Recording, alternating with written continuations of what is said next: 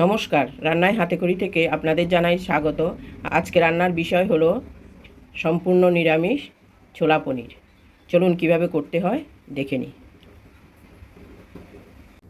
চানা পনির করার জন্য আমি এখানে প্রায় 150 গ্রামের মতো কাবলি ছোলা নিয়েছি। কাবলি ছোলাগুলো সারা রাত ভিজিয়ে রেখেছি। এখন এগুলো বয়েল হতে দেব। আর নিয়েছি 100 গ্রামের মতো পনির। পনিরগুলোকে আমি কুসুম গরম জলে একটু ধুয়ে নিয়েছি। এবার ওগুলো কুকারে বয়েল হতে দিচ্ছি। ছোলাগুলো সারা রাত ভিজিয়ে তারপরে সকালবেলা বেশ কয়েকবার ধুয়ে নিয়েছি। এখন দিয়ে দিচ্ছি বয়েল হওয়ার জন্য।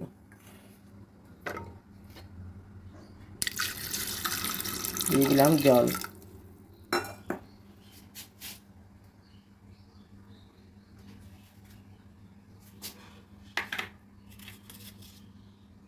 দিয়ে দিচ্ছি সামান্য একটু নুন।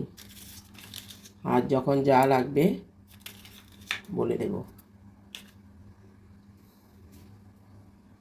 এখন বয়েল বসিয়ে দিচ্ছি। এদিকে ছোলাগুলো সেদ্ধ হতে দিয়েছি।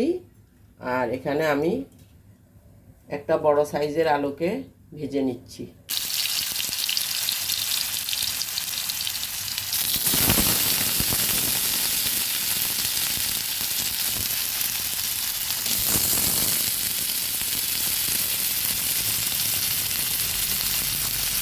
এবার নুন হলুদ দিয়ে দেবো। দিয়ে দিচ্ছি হলুদ গুঁড়ো,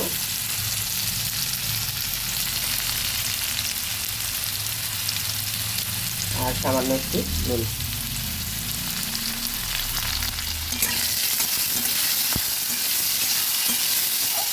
ভালোভাবে নেড়ে আঁচটা একটু কমিয়ে ঢেকে দেবো।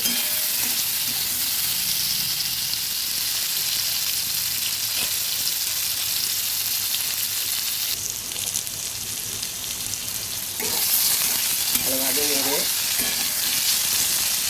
ঢেকে দিলাম। আঁচটা একটু কমিয়ে দেব।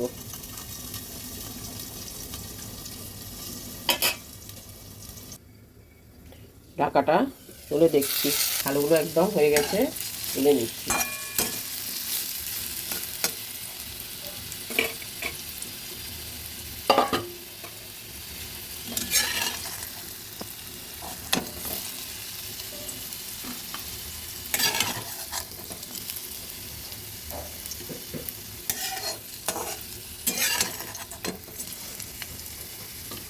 আপনারা ইচ্ছে হলে আর একটু কম ভাজলেও হবে। আঁচটা কমিয়ে কড়াইতে একটু সর্ষের তেল দিয়ে দিয়েছি। এখন দিয়ে দিলাম একটুখানি হলুদ।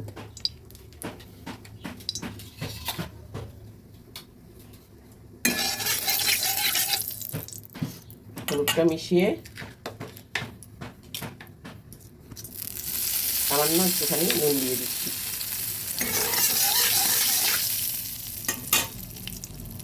এবার পনিরগুলো দিয়ে দেবো। হালকা পনিরগুলো ভেজে নিচ্ছি। এভাবে আঁচটা কমিয়ে যদি তেলের মধ্যে হলুদটা দেওয়া হয় তাহলে পনিরগুলো কালারটা ভালো আসে।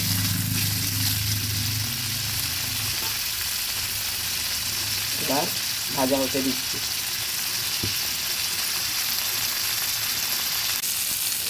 পনিরগুলো ভাজা হয়ে গেল, এবার তুলে নিচ্ছি।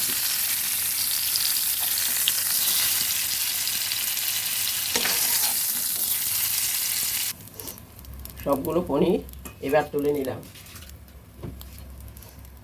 ওতে আর একটু তেল দিয়ে দিচ্ছি।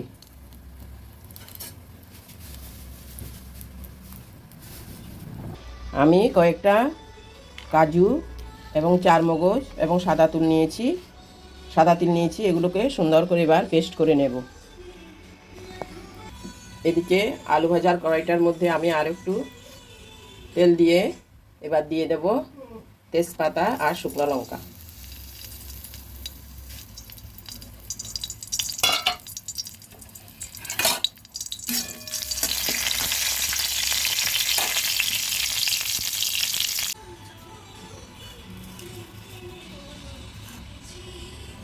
তেজপাতা আর শুকনো লঙ্কাটা ভাজা হয়ে গেছে, দিয়ে দিচ্ছি এবার পাঁচফোড়ন।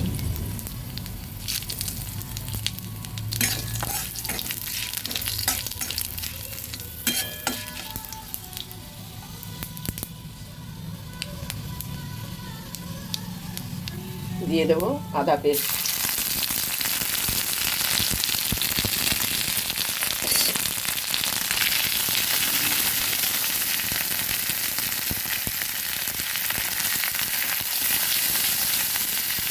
আদাটা হালকা ভেজে সামান্য একটু জল দিয়ে দিই।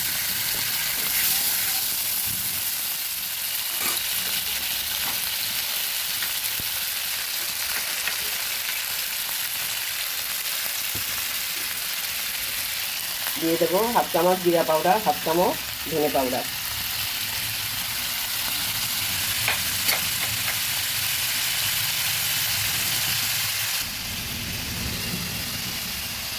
একটুখানি হলুদ গুঁড়ো,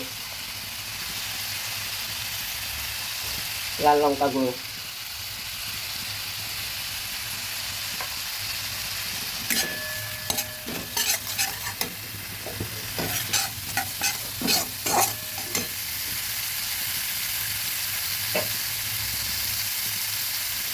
ভালোভাবে মিশিয়ে দিচ্ছি।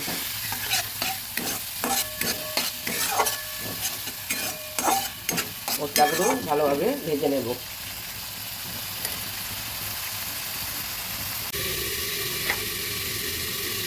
মশলাটা ভালো ভাজা হয়ে গেছে, এবার আমি দিয়ে দিচ্ছি সেদ্ধ করা ছোলাগুলো।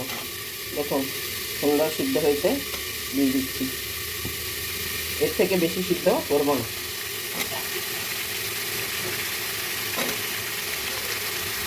সিদ্ধ হয়েছে, এটাকে গোটা গোটা থাকবে।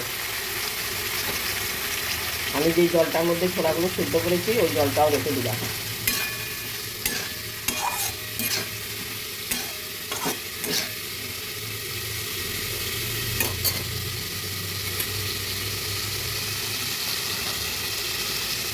দিয়ে দিলাম টমেটোগুলো।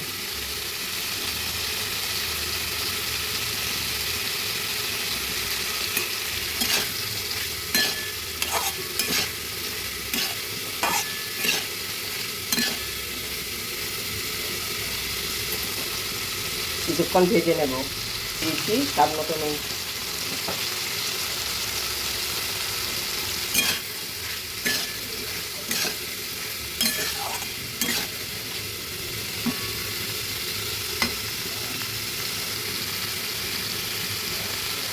এবার দিয়ে দেবো আলুগুলো। আগে ভেজে রেখেছি সেই আলুগুলো দিয়ে দিচ্ছি।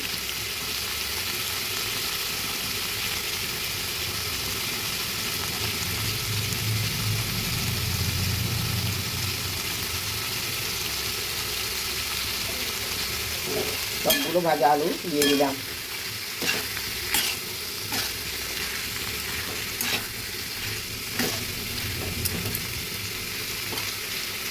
কিছুক্ষণের জন্য ঢেকে দেব। ঢাকাটা তুলে দিচ্ছি।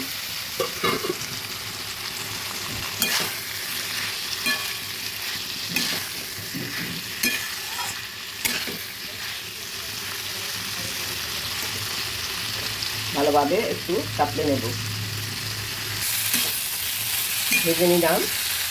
এবার দিয়ে দেব কাজু, চারমগজ এবং তিল বাটাটা।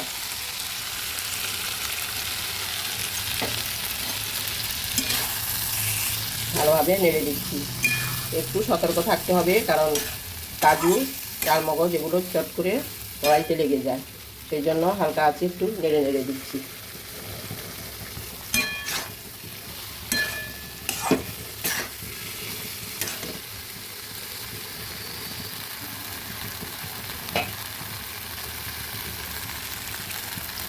মিষ্টি দেওয়া একটুখানি জলও দিলাম।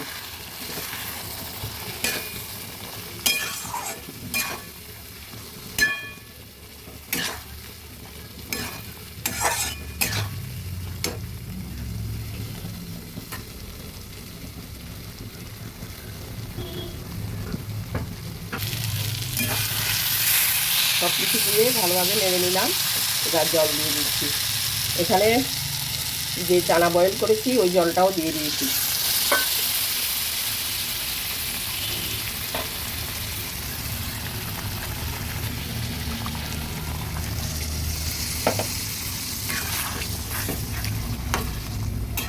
ভালোভাবে নেড়ে দিলাম। জল আর একটু লাগবে।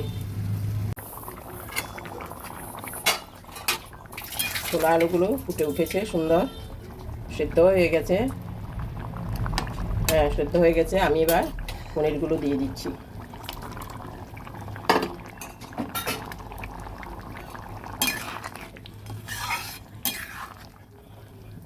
আমার ছোলা পনিরটা হয়ে গেছে। আমি উপর থেকে 2-3টে কাঁচা লঙ্কা দিয়ে দিলাম।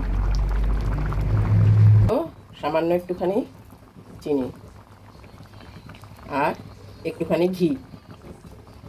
গরম মশলা দিলে খুব সুন্দর গন্ধ বের হয়।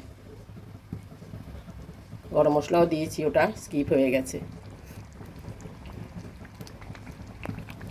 ঘি